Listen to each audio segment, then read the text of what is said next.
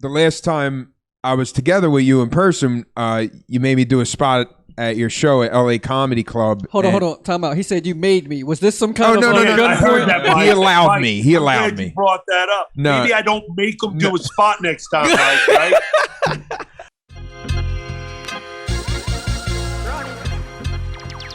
Hey, you gonna break my balls? All right, ball breaking with Mike and Steve. We're here with Butch Bradley. Yes. Former AC Jersey guy. Now he's in Las Vegas. Guess where we just had lunch, Butch? Sacco's Subs, cuz. Beautiful. Mike's first time at Sacco's. First time. What? Yeah. That's a sacrilege. Well, I'm out of Philly, so.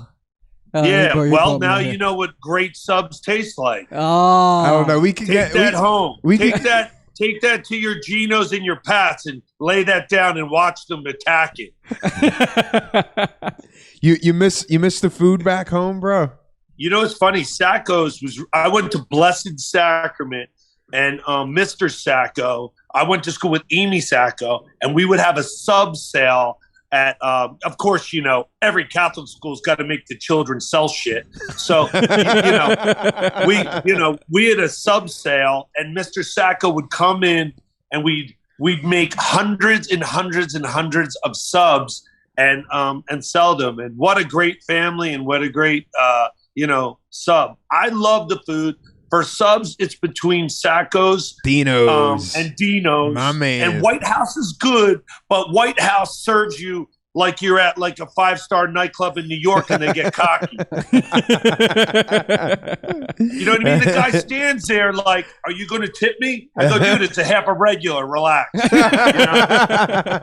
You know what I mean? I'm like, "By the way, Mr. White House sub, I also like Wawa shorties, so take it easy. Take it easy." So when you started out, were you I know you're a Laugh Factory guy. Did you start in the East Coast originally, or you went right out to Hollywood? Okay, so being from Jersey, and I really mean it, as funny as everyone is, like Philly, for real, Philly, New York, Jersey, I was like, there's no way I'm going to do stand-up here and have 30 of my friends come in and eat me alive. Like, I moved to Boston. So I started comedy in Boston at Nick's Comedy Stop, and I moved there. I bartended at Foxwoods. My mom opened Foxwoods. She was like, a floor from Atlantic City. She went from resorts to Bally's to Foxwoods. I would drive to open mics in Boston and at Nick's Comedy Stop. And literally my first open mic, I met Patrice O'Neill, I met Bill Burr, I met Dane, and they were like 6 years ahead of me. And the host was Billy Martin. He was hosting in like a torn shirt and blue jeans. And Billy Martin moves on to become the executive producer, head writer of the Bill Maher Show, still to this day. Holy shit. Wow. And still takes my calls. Wow. Like, cool guy, yeah. So that's where I started. I hid from Jersey. And how'd you make it out west? Like, was that a quick transition for you, or? No, I mean, I was doing Boston, New England. It's so weird. And I ended up in Portland, Maine. They had an incredible scene there. And in Boston, there'd be like 30 of us sitting there for time. And I came out of the nightclub business, and maybe you guys know these spots. I'm sure you do, Mike. I managed a club in Philly. It was like the Touche, Polo Bay, Newport. They had one in they had like 6 to 10 nightclubs, and then they all came down to Margate. So I was like a young dude managing nightclubs. So I took that skill into comedy and started booking a one-nighter with all these other comics in like Westerly, Rhode Island, and in Mystic. So when I went to Boston, they would throw me up. With that said, too many open micers. I moved to Portland, Maine, and I was hosting the show. That's so crazy, right? And it was a packed room, though. There's a comedian, Bob Marley, if you don't know. Yeah. He's absolutely incredible killer. Hysterical. And he kind of took me under his wing, showed me a lot. And then I started driving 12 hours round trip to New York to pretend I lived in New York to hang out at Comic Strip and all the clubs there. And then I got past the Comic Strip. And then that's like two-ish, 3-ish years in. Wow. And Bob had already been in Hollywood and he said, dude, you got 20 minutes. You're funny. You should move. And I moved to Hollywood and was scared to death. And, Yeah. my little studio with my hockey bag and just started, I got lucky. I got in and auditioned for Jamie Masada, and things just started to really take off fast. And I was on stage with absolute murderers, learning fast, really fast, learning fast. Dane Cook was exploding at this moment when I landed. Oh, wow. What's the real difference between East Coast, the major difference between East Coast and West Coast comedy scene?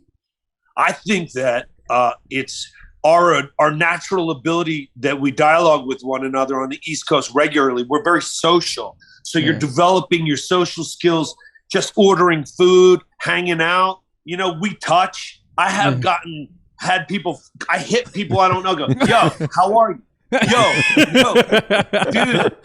dude, that shit has caused me more drama than you can imagine. And I'm like apologizing. I'm like, yo, that's not a bad thing. That's not a bad thing. I'm sorry. But our ability to dialogue and our cultural differences from New York to Philly, we're used to all the cultures. We're in this like tri-state of melting pot. And we're all funny and we all bust chops, and we have that when we begin comedy. And the West Coasters, I'm sorry, we crush them. I'm sorry. There's when I first got out to Hollywood, I was up at the Laugh Factory and I had a pretty decent set for a new guy, and I remember Joe Rogan stopped me. I hardly really knew who he was. I remembered he was from a TV show. And he goes, "You're an East Coast comic." He goes, "You start in Boston? What are you, Jersey, New York?" I go, "Jersey." And he goes, "Yeah, you're going to do fine here. You're going to do fine." Wow. Like, we stick out. We stick out, dude. We just stick out. Boston comics.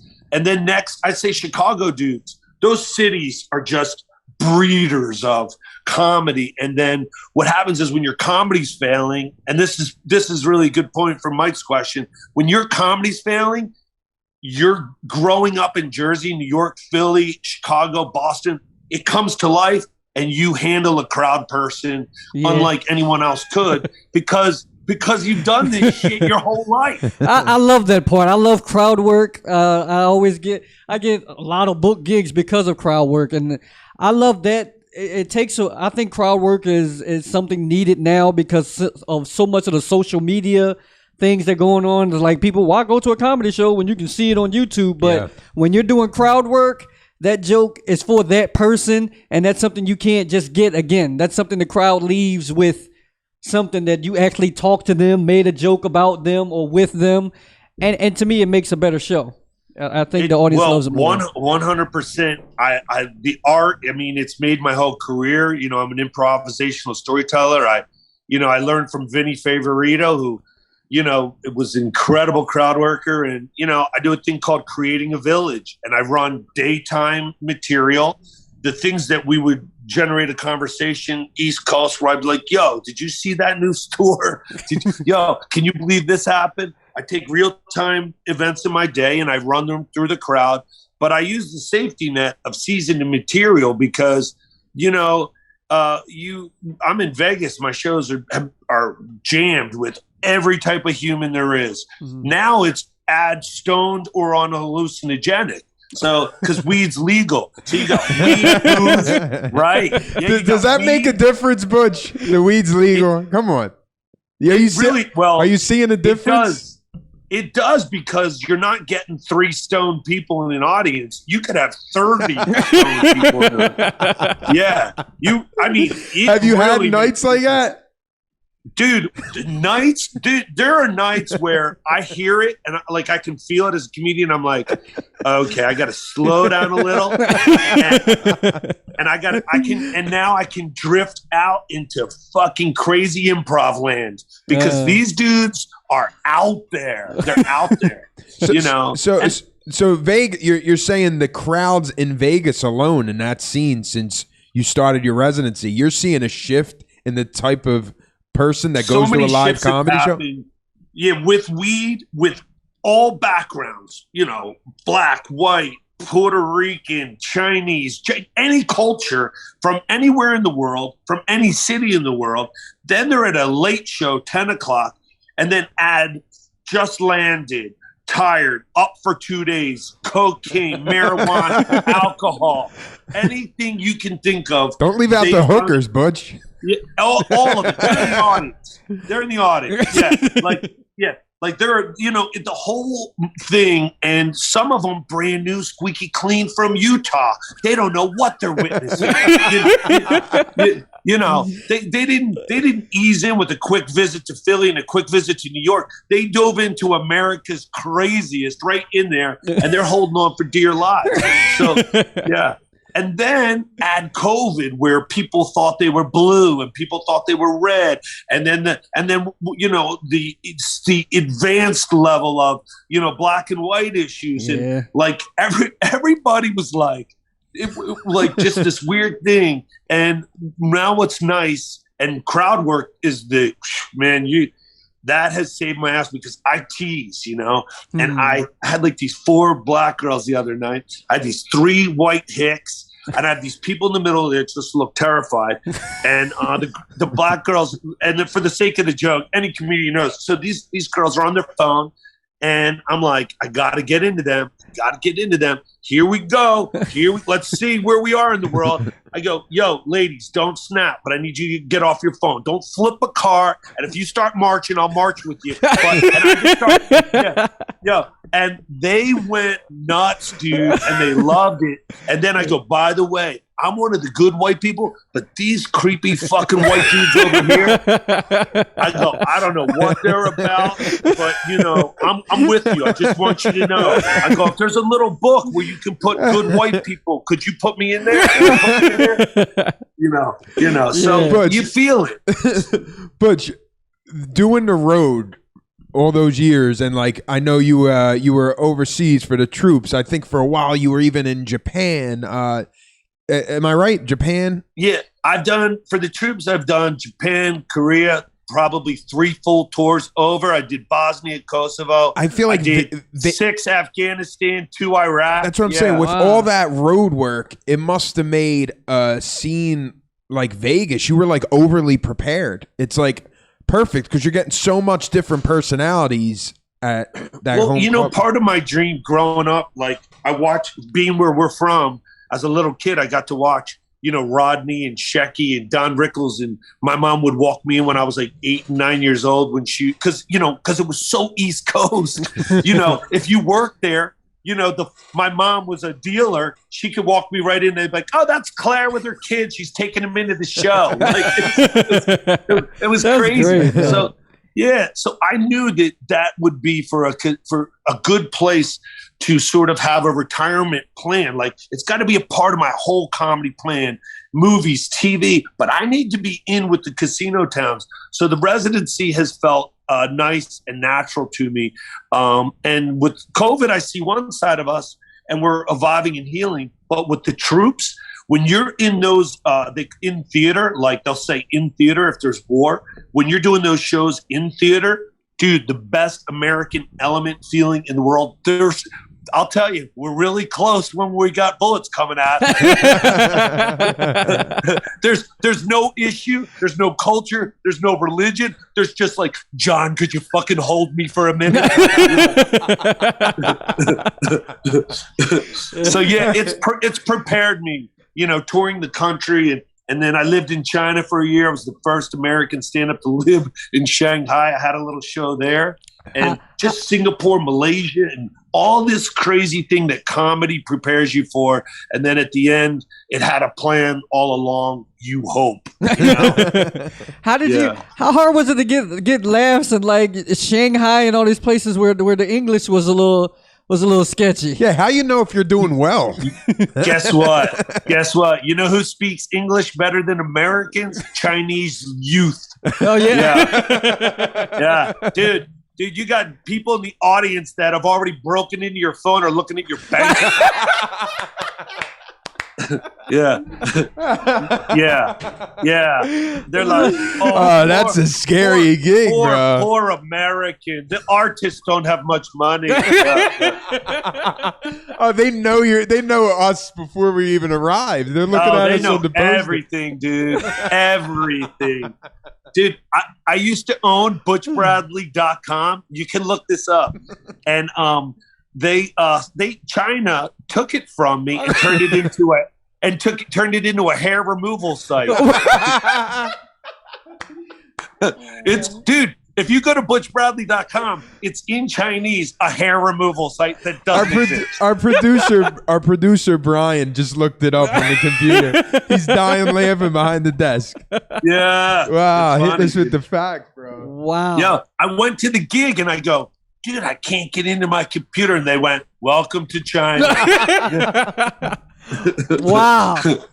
That's some kind of heckle there. That's a right. level heckle. Right.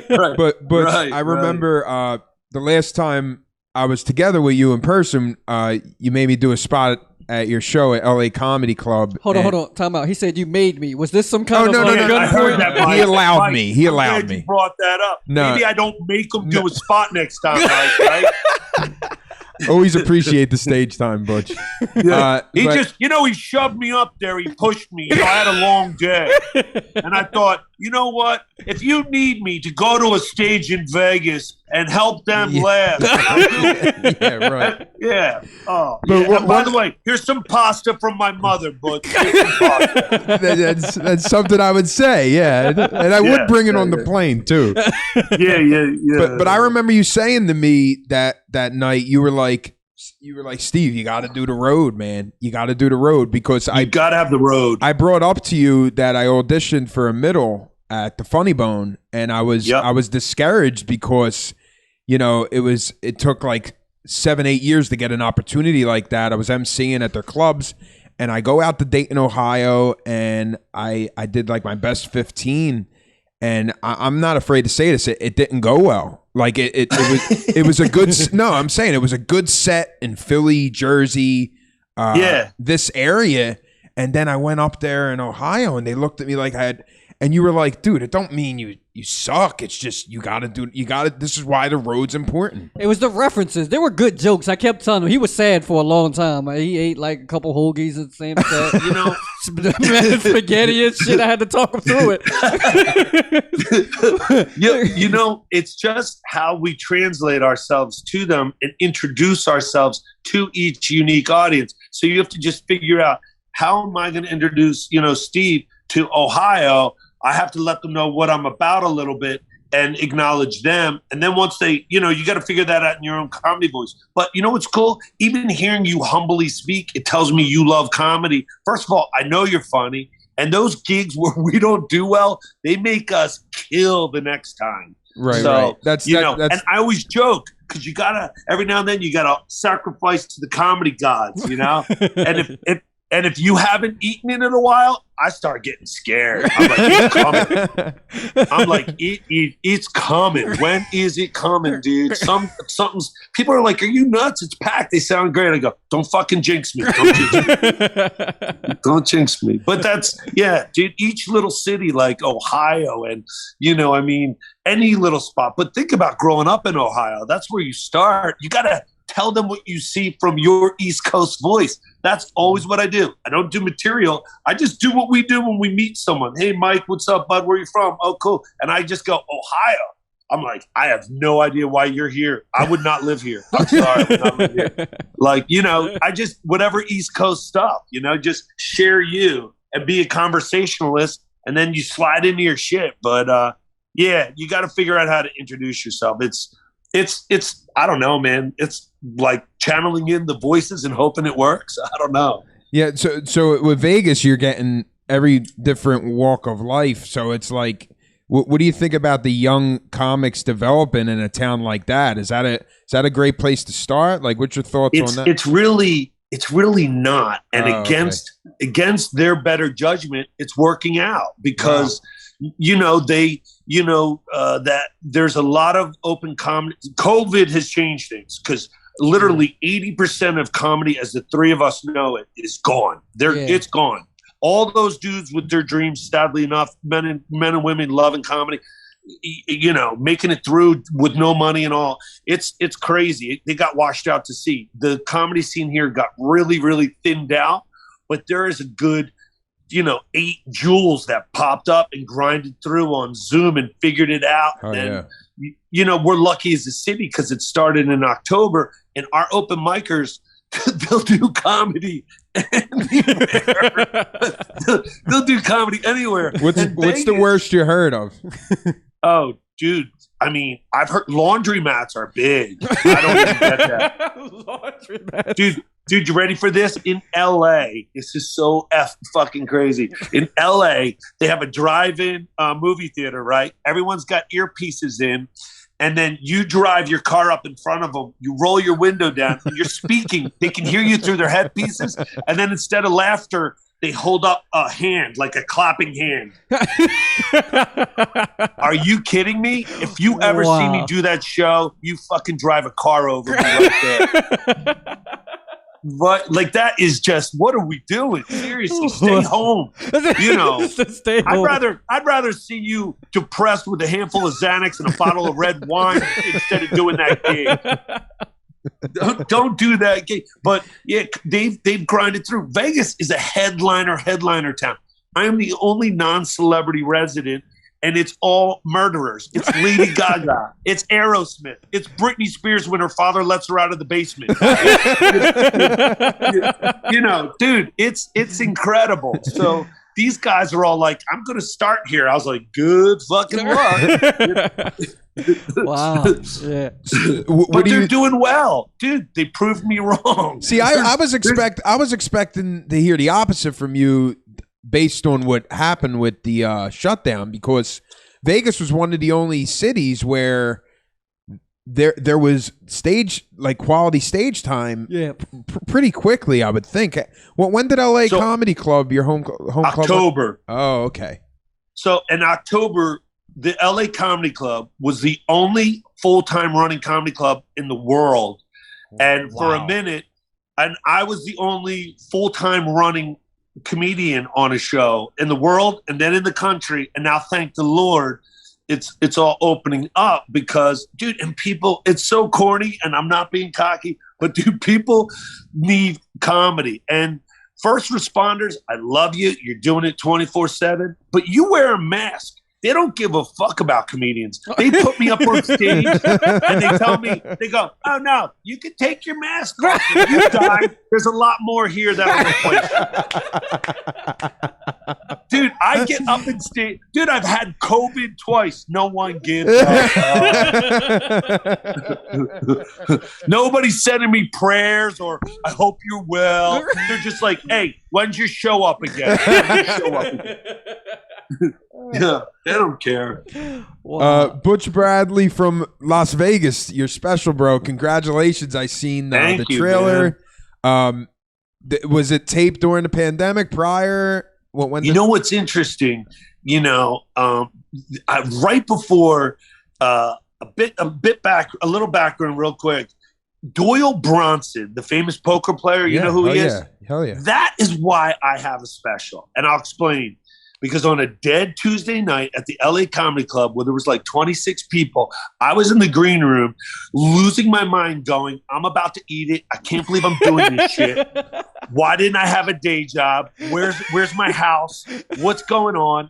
I was losing it, right? I'm like, and then I'm like, dude, Butch, I talked to myself. I went, Butch, just calm down. Don't be a bitch. Just go out there and you have fun and you get loose. Just come on, man. Just listen to some music. Get loose. And I got really weird and I went out and I had an awesome set. And I start walking off the stage and I see industry, well, no matter what they are, they're public relations, whatever, agents, whatever, they look different. They watch differently. And I saw these people and I went, that's industry. And I saw my buddy, Eric Audet, who's an actor. He's in a documentary called 3 Years in Pakistan. It's his life story if you want to catch it. So he's sitting there and I went through the curtains and I sat right in front of the curtains and I went, shit, do I want to hear what they say? Because what if they talk shit about me? And then I went, you know what? I'm going to sit here. And I heard them say, this guy's funny. Oh, my God, blah, blah, blah. So then I stuck my head through the curtains and I went, thank God that went well. Yeah. So I meet these guys, and who's sitting with them but Sean McNamara, the director of Soul Surfer. And he's like, we've been best friends ever since. We're boys. He's like, dude, I love you. You're insane. You're an animal. And he's like 6'5", and he stands up with his big Irish beard, and he goes, what do you want to do with your career? And I need a special. I need a special. And he goes, meet me at Aria at 9 a.m. And I go, oh, okay, that's early, but I'll fucking be there. And they had a meeting, and Eric Audet and David Brookwell and Sean McNamara and Doyle Bronson's daughter was there. She gave me a big hug. And they had just come from meeting on their documentary, and they needed an hour to kill. Well, that's how I got my special. It went into the can. Yeah. 4 hours they filmed with Carrie Fisher's brother, Todd Fisher, was in charge of production, which was bizarre. And then it went into a can on a shelf because there's a million murderers out there with funny. But nobody had anything in the can. COVID hits, and my little New Jersey can became special. Yeah. And that's what That's happened, awesome, dude. bro. My manager, Ann Flagella, took that little can and went, hey, everybody needs something, and I have it. Bro, that's yeah, dope, and I got to man. deal with Comedy Dynamics. It comes out March 16 on Amazon Prime. I'm on like 40 streaming, venues, and it's exciting. And a ton of, famous friends of mine, comics and all, have been just like, saying great things about me. I seen Tony Rock retweeted it, and I remember, I know from talking to you, you and Tony Rock was in your crew when you went out to the West Coast. We auditioned a comic strip together, and he was like he didn't want anyone to know he was Chris's brother, and he was with Sherrod Small, another great, like they're like my brothers. Okay, so we would hang out, and I was like, dude, you're good, and we were just boys. We were doing these little bringer shows, a comic strip in New York, and we became boys. And then when he first got to L.A., I'm in the Laugh Factory lobby. He walks in, and we went nuts. And he goes, dude, I have nowhere to live. I go, I have a studio. Come home. So, yeah, we've been boys ever since. So he's just, all those guys are, all those people. That's awesome. You guys are still connected throughout like all these years, and there's still there's still a brotherhood there from your class that came up. That's kind of what I was saying. Like, it's really cool to feel that. All these people, like Tiffany Haddish reached out, Godfrey reached out, Bob Marley retweeted me, wow. Brad Garrett gave me a giant quote when he has a comedy club in Vegas. God damn, that's he awesome. Put a quote out about me and said, one thing I know about him is like, I don't want to follow him. And he goes, and I fear the Irish,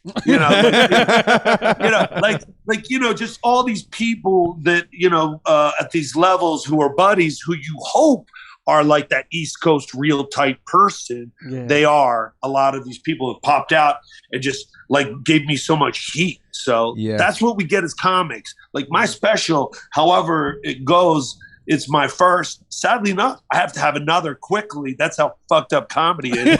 But yeah, right. I can't enjoy it. But the invisible gold nugget I got is a lot of behind the scenes industry heat, which has me up for another movie. And Sean McNamara just put me in the Reagan movie, and I shot 3 scenes with Dennis Quaid. Awesome, bro. Congratulations, man. That's great. Yeah, thanks.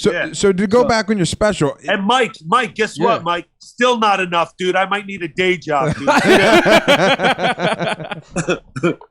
How much creative control did you have in the special? Did they? Because I know sometimes it could be a little bit of a nightmare, and they want to see everything you're going to do. You got to pre-write it on paper. Can you talk a little bit about? I don't know what you believe in, dude, but I'm telling you, man, I prayed my face off. Sean McNamara, all these people, the head camera dude was an Oscar winner from Nightmare on Elm Street. These guys were like, these guys did something unheard of, which Mike's going to appreciate. They said, Butch, we're going to film 4 one-hour shows. We're going to wire the crowd. and you do you for 4 hours. You do anything you fucking want. Holy And then shit. they went back and master edited what you saw. Oh, that's great. What you Yo, will I see. can't Yeah. wait to see this. That's great. So there- yeah. Yeah, there's a lot of just pure improvisational crowd work mixed in with material I had to like get rid of, so I'm forced never to do it again. Yeah. So your process, when based on like what you know about how specials generally get filmed, did you get? I'm guessing you got extremely lucky with how you were able to approach this thing. Mind-blowing. Normally what happens with every TV spot, and I have a good handful of TV spots, normally, like you said, they'll look at it, they'll run black lines through it, and then they'll hand it back to you, and somehow you piece it together. Or even worse, you film it and then they say no effing way. Wow. And then so I just had a big write-up in Variety in LA, and this is where the industry's changed too. This is a good thing for any comics listening. A little scary, but where society's gone. So I had to be interviewed for my PR firm. They vetted and went through all my Twitter, all my Instagrams to make sure, I don't have any weird issues with anybody. Then, like, oh, I don't like, short gay people, but I like tall gay people,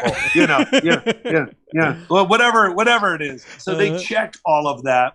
And then with Variety, they actually requested to watch my full special. So it's a real poker moment. Everyone, and I'm with like murderers who are light years ahead of me in knowledge of the industry, PR and comedy dynamics. And they all looked at me, like 12 people, and they're like, do you want them to watch your whole special?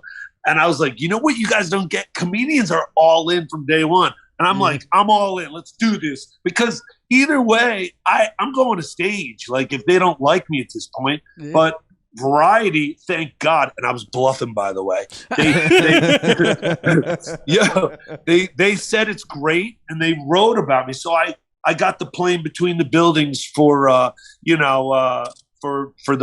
deal. So it worked, and they vetted it, and you understand what I mean. They went through and basically and said if they were going to approve it or they were going to axe me, and they were like, Butch Bradley hates everyone.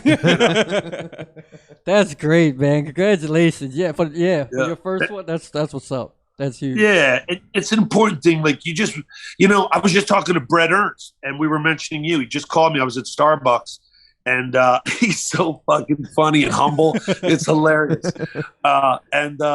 We're just talking about it. Comedy's just an insane thing, what we go through to get it, and the special and this and that. And we all meet up and talk. We're trying to plan, like, okay, so how do we get another special? Hey, do you have an application in at Wawa just in case? I'm like, I do. I love Wawa. Yeah. Like it's insane, our conversations. He's talking to me from the TV set of Cobra Kai. I have a special about to go, and both of us sound like panicky little old Jewish women. Hey, what do we do? What do we do? I don't know. That's great. That makes me feel a little better. That makes me feel a little better. No, because I mean, Butch, you're an established headliner, but for guys like us that are developing and trying to still break into clubs and get on the road and do things, when the pandemic hit, it's like now we don't know, is our next move LA, is our next move New York? And you could constantly feel lost, and it's funny to hear that even at your level, that it don't, like you're always going to be that way. This is the business. Yeah, well, it becomes our power. It becomes like I refer to it as armor. You have a bad set, you get a little bit of armor.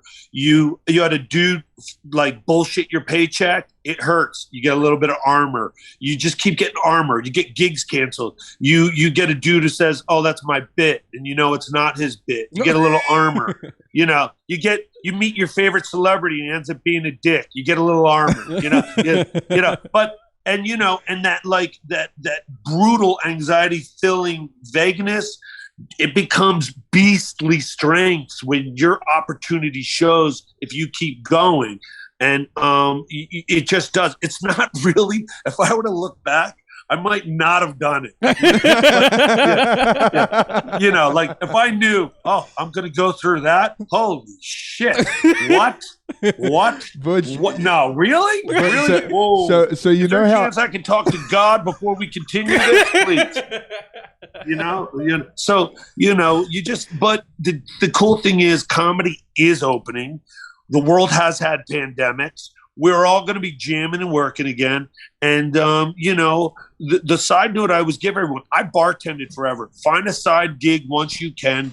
Make sure your finances aren't choking your comedy, no matter what you have to do. And then your evenings, you grind. You go to work, and then you write your bits, record your bits. You find someone cool that you can riff out your material. Someone who's cool who will go, that didn't work, but try this. And someone who thinks you're funny. And avoid the haters. Fuck the haters. Don't go near them. Don't sit in the green room. Stand outside. Put some music in your ear. Go to stage and murder. And don't listen to anyone. And anyone that's like quick, this is going to be the opposite of what I just said. Anyone that's quick to give you advice, don't fucking listen to me. Butch, I remember. Butch, I appreciate the advice you're giving us. So Butch, in one of the episodes, I shared a story of where I almost fist fought a professional headliner from television, and it's in one of our episodes of the Ball Breaking with Mike and Steve podcast. This show. And I remember, just to let you know, now that you know Butch, Mike and Butch know each other now. When that happened, Butch is one of my. I look at him as a mentor, and I might just be some guy. Oh, this motherfucker again. But I call him.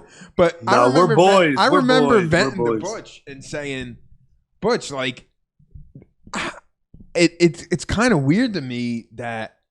Like, not everybody, like, we're not in this, not everybody's family. Like, coming up, right? It can get weird. It's like, grimy. It's a grimy and game. I said to Butch, I'm like, maybe I'm not fit to be a comedian. And Butch was just like, fuck that. He's like, let me tell you the story. I'm not going to say who it was. Outside the Laugh Factory, I almost fucking threw down Jersey style, bro. He's like, be you, get around your people. Yeah. It's in you. They know. You know, it's weird. It's a shame that like people like will work this invisible whole element where they're like, they'll just try and hurt your dream, because comedians, only Mike can get the gig. If we all audition and they want Mike's getting it. Right. If they want you, you're getting it. We aren't competition. That's an illusion. Now you could have a better set than me, but guess what? I've seen a lot of dudes not do as well as the others. Get major things. We're not competition. But what they don't know about East Coast guys is it really sounds sort of like, caveman style, or like but it's in me. And 2 nights ago, someone said something really crazy about me. And I literally was like, I called Buddy. I go, yeah, you got to tell me where the fuck that guy lives. Right? And he goes, Butch, you out of your mind? You have a special. I go, hey, fuck the special. That fucking guy, he's got. And I'm like, you're right. And then I go, I just read a book where I'm supposed to love him. I'll try. I'm going to try and love him. You know what? I'm going to start with like. You know what? I'm going to start with not punching him in the face. I'll start with that. We're human, and you get hurt and offended, and people think they can get away with that. They do, no, they really see that's like, what I'm saying. Hey, sometimes cameras everywhere. You're gonna punch me? You know what? I think I'm gonna be on camera punching you. Yeah, it's hard. It's difficult. No, especially being from this pocket on the East Coast. There's certain situations where the only way that we know of to handle it is confrontation. Confrontation, yeah. But not everybody thinks like that in today's world. They're like, what's weird is it demands a respect of me. If I didn't know you two and you and I were in the club or whatever, I kind of approach you with a little more respect, because I'm like, if I piss these guys off, I deserve to probably get spanked, you know? You know what I mean? Like, it's like we deal with each other different. So when you go out to the rest of the country, you're like, do people really behave this way and get away with this shit?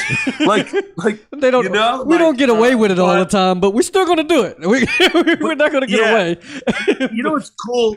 Like, it's a little more evil and a little more like CS, like Jason Bourne or CIA. But like when Brett and I talk, or my boys talk, there's other ways you handle dudes. When I had a deal, dude, I had a deal. I've never said this on a recording. I had a deal with Courtney Cox. So I had a show called Midnightly News. Huge. It's about in 2 seconds to change my life, like explosion. And it didn't get picked up because Louis C.K. had one of his masturbation episodes on it. And, yeah, but that was part of it. And I love Louis. I don't even care. But like, you know, like the whole thing, that's none of my business, basically. But there was so much drama in the pilot that it didn't go, and Courtney Cox put it to sleep. But in the back room, there was all of these audition people that were going to be on the show. And I saw 3 people. I was like, there's no way in hell I will lose my mind. There's no way. So I got my buddy and I pulled him into an office and I go, hey, is there anybody in there you don't want on this show? And he goes, yeah. I go, how about you fucking grab 5 and I grab 5? And it never happened. And we went in and I went, these are my 5. And he grabbed his 5 and I go, that shit's done. Yeah. It would have felt better to lay someone out, but that felt good. That's how they do it in LA. They tear your picture up and go, yeah, and then one of us choked them. yeah. Right. Oh man. So Butch, do you? I know. Occasionally, you come back home and do shows, and you were doing Zanies a lot in Chicago. Why in recent years have you not done the road? Is it just LA, you know, I LA had to Comedy catch my Club? breath. I had to catch my breath. Oh, okay. This residency, literally, I changed as a person. It like calmed me down. I have a home. I have a relationship. I have 2 dogs, like I had to calm down, dude. You're just running and running and running and running. And I quit booze. I like flush chain. I love booze. Don't get me wrong. But booze don't love Butch. And, so I just changed, caught my breath, and the gig, having the same paycheck with driving 10 minutes, and then it's Vegas, and I had the plan of I'm going to make Vegas work for me, and it's going to be my foundation for, I'm in a great hub. I can fly anywhere for $200 and audition in LA in an hour's flight. I thought this is a good spot, and it's been shockingly crazy. My buddies busted my chops. They're like, "You're at the Stratton." It's like the Shore Mall. You know what I mean? But all of a sudden, they dropped $250 million into it. It was bought by this famous bar chain here. So I got lucky. And then my show started selling out. And then in 2017, I got written up as top 4 performances of Vegas stand-up behind Chris Rock and Chappelle. Wow. And I got 4th. So like things started happening that were telling me, hey, yeah, it might be funny, but guess what? That's what I fucking do. Here I come. And it just let me, I go to the, I'm in shape. I feel good. I'm not exhausted. I'm not stopping in the airport, bar to go, hey, can I have a glass of wine? Why do you love wine? No, I just want to make it till tomorrow. Do you miss the road? It was a part of your life for so long. I traveled, literally, I traveled the world probably 10 times with comedy. And I look forward to doing it in this new version of me. Yeah. But I don't miss going gig to gig to gig to gig, but I love it. It's a part of us. And after this special, I'm already being told about some big touring because we have to tour, to go out there. And the numbers, jump. That's what your special does. It jumps your paycheck up, and you go out and you do Chicago. Then I do a Borgata or Atlantic City at a different level, and then you make those fuckers pay for underpaying you. By the way, and you know. And then, you know, you tour and then you come home. So I'm going to hold residency in Vegas, but I'm going to tour and then really just continue to audition for TV and movies to get that package going, and pray to God I don't end up on TikTok. You know, that's it. But touring is a little exhausting, but I'm in the best shape of my life comedically and me. So if I do it, I'm not like I'd bring my girl. I'd see if I could bring my dogs. You know, I'd bring my pillow. I'd have an assistant who carried my pillow. I'd like, hey, don't fucking touch that pillow. I like the way it smells. It smells like me. Don't fuck with it. Yeah. Look here, if I can open for you, I'll hold the pillow. Like that's that. Dude, anytime you're in Vegas, Mike, you have a spot, dude. No, I'll do what I did to Steve. I'll make you go up. Well, I'm gonna make a schedule to get bullied real soon. We're gonna get out there and get it going. All right, Butch, thank you for your time. One more time, can you tell us all the outlets we could see your special Butch Bradley from Las Vegas? Yeah. March 16th it airs. You can find out information on comedydynamics.com and look up Butch Bradley, or you can go to butchbradleycomedy.com, or I'm on Instagram. But it's a Apple released with Amazon Prime and like 30 other across the board venues. It's basically, I got the deal I cut, and I like sharing with comics. I'm on a ton of streaming venues because I need that exposure. And like Hulu and Netflix are floating above, like wanting to know if they grab it or not. But truthfully, for my first special, the exposure and everything, I couldn't have had a better deal. So if you want to find me, Amazon Prime, March 16th. And after it drops, it'll fly out everywhere. But you can get the link on my Instagram, on my Facebook, Butch Bradley, or comedydynamics.com. Add me on Twitter, please. And, dude, I love home. I love you.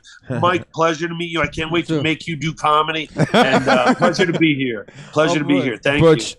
Thank you so much. I'm fucking thrilled for you, and I can't wait to see it. I'm so excited, man. Yes, we all gonna watch it. This podcast made me hungry for home food.